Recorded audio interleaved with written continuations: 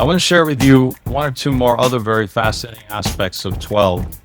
We know the number 12 is jurisdictional, it is lawful, it is governmental, it's governmental sovereignty, it's divine sovereignty.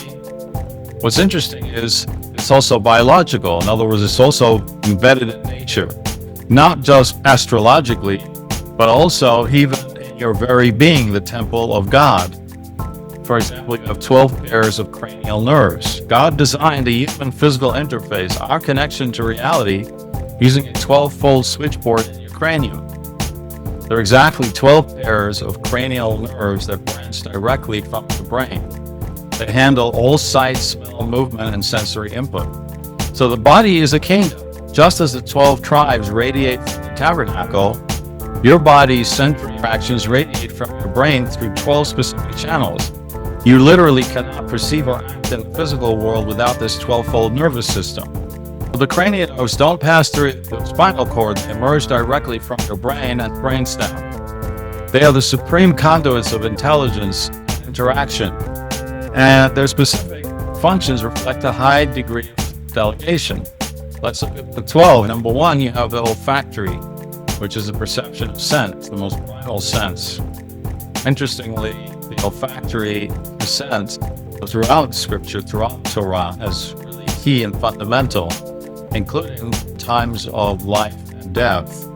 What's coming to mind, Jacob embodies the scent of heaven when he comes disguised as Esau to his father Isaac, and Isaac thinks it's Esau because he smells the heavenly field.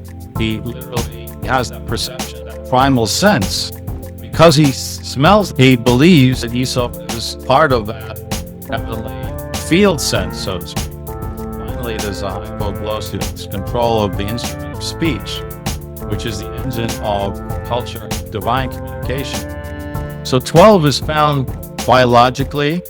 12 is found also literally in the space-time continuum through the 12 months that make up the governing time of the year. Each month, according to the Jurisdictional Sign, ancient or rabbinical text, a commentary on the Bible, maps the 12 months to the 12 tribes. And each month is governed by a tribe that powers the spiritual atmosphere of time. That follows the principle God, who created the stars and the seasons, also created the structure of his people to act as stewards of time. So therefore, the year is also a macro tabernacle. The tribes are not just names.